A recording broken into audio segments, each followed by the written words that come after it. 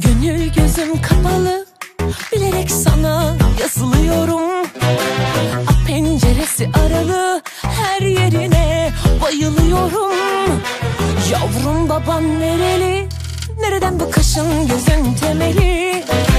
Sana neler demeli? Ay seni çıtır çıtır yemeli. Anam babam aman kaçın kurası, bu ne baş belası, bu gönül kirası. Anam babam aman kaçın kurası, bu ne baş belası, bu gönül kirası. Oh. Aman bize nasip olur inşallah, boyuna da posuna da bin maşallah. Senden gelecek cefalara, nazlara, sözlere, sazlara eyvallah. Aman bize nasip olur inşallah, boyuna da posuna da bin maşallah.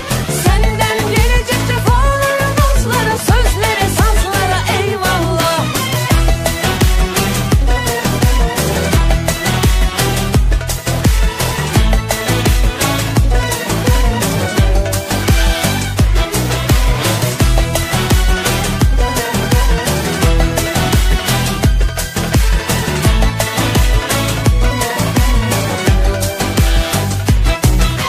Gönül gözüm kapalı,